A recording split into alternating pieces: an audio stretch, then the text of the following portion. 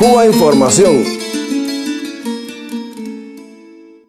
No me digan más mentiroso, no me digan más, no me digan más.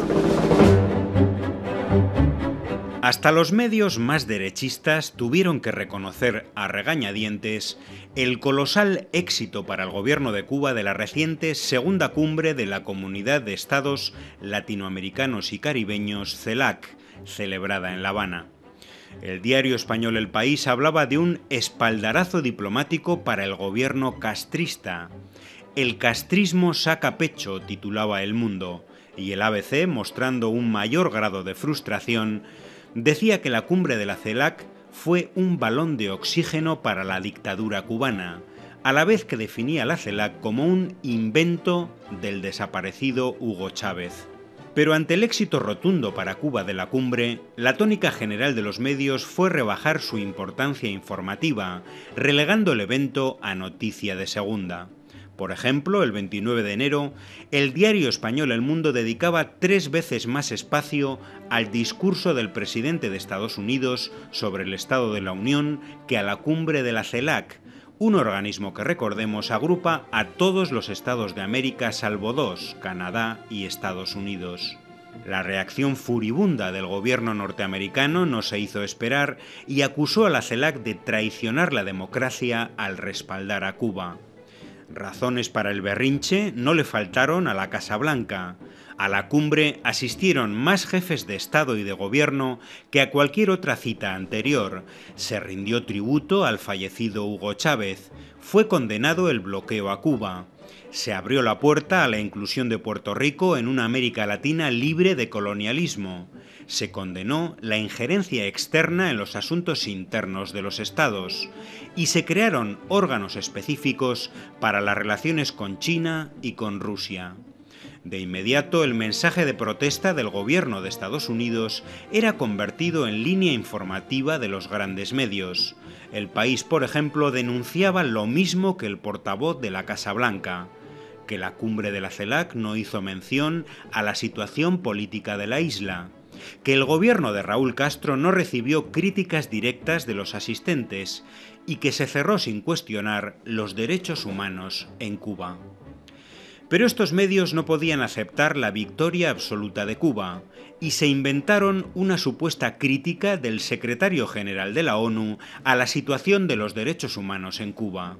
El País aseguraba que este pidió a La Habana el cumplimiento de los pactos internacionales de derechos civiles y políticos. Una clara manipulación por 2 razones. Una, porque Ban Ki-moon, tal como explicó él en rueda de prensa, habla sobre derechos humanos con todos los gobiernos con los que se reúne. La cuestión de los derechos humanos es una cuestión que siempre abordo con los dirigentes del mundo allí donde me encuentre con ellos. 2. Porque Ban Ki-moon no pidió a Cuba el cumplimiento de los pactos de derechos humanos, sino su ratificación formal. Les he pedido que ratifiquen los pactos internacionales sobre derechos civiles y políticos y pacto internacional sobre derechos económicos, sociales y culturales, que ya han sido firmados.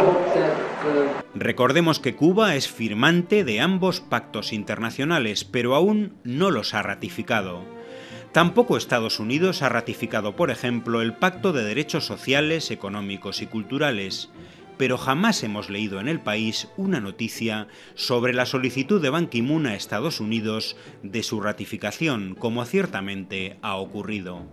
Medios como Televisión Española llevaban este asunto a titulares, resaltándolo por encima de todos los contenidos de la cumbre. Quien ha hablado de derechos humanos ha sido el secretario general de Naciones Unidas en su discurso ante el plenario y también en los encuentros con las autoridades cubanas. Asegura Ban Ki-moon que les ha pedido que respeten la libertad de asociación y de reunión y que ratifiquen los pactos internacionales de derechos civiles y políticos. ¿Pero realmente Ban Ki-moon criticó a Cuba en materia de derechos humanos, como sugieren estos medios? En absoluto. Es más, reconoció que el gobierno cubano trabaja estrechamente con la comunidad internacional en esta materia.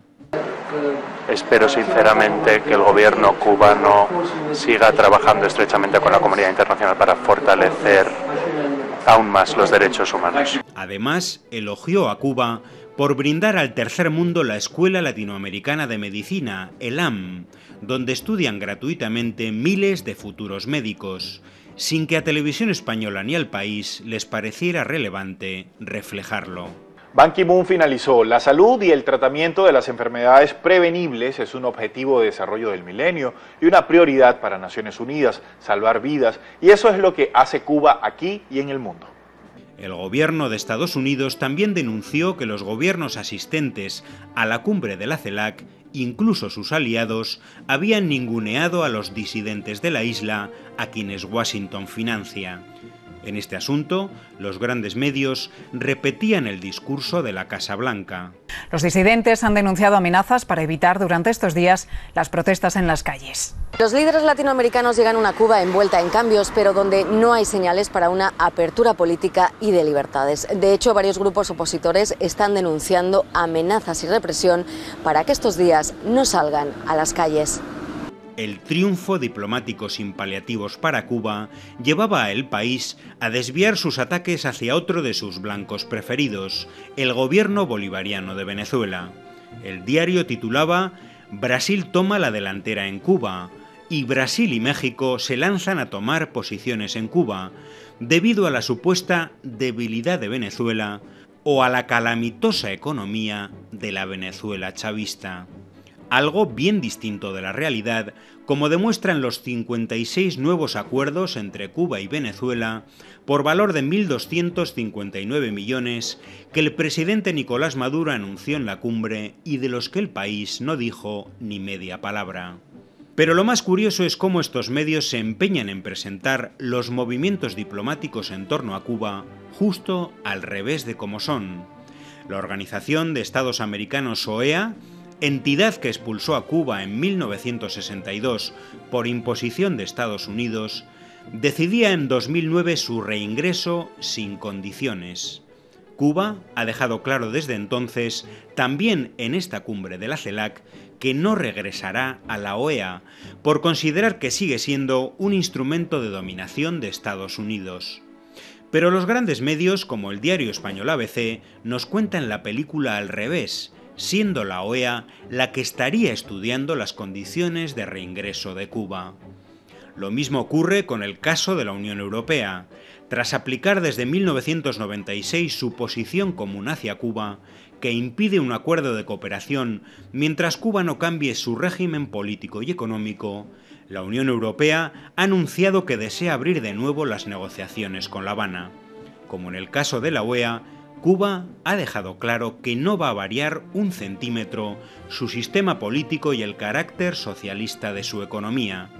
Pero esta derrota política de la Unión Europea ante Cuba es aún más dura de asimilar por la prensa europea y por la española en particular. El diario ABC titulaba que el futuro acuerdo de asociación con la Unión Europea buscará reformar Cuba, dando a entender que La Habana finalmente cederá a las presiones europeas. Y sobre todo, ocultando lo principal, que la Unión Europea, viendo cómo se le escapan a sus empresas las nuevas oportunidades de inversión que ofrece la isla, doblará la rodilla ante Cuba, tal como lo hizo la OEA y tal como lo hará finalmente el gobierno de Estados Unidos.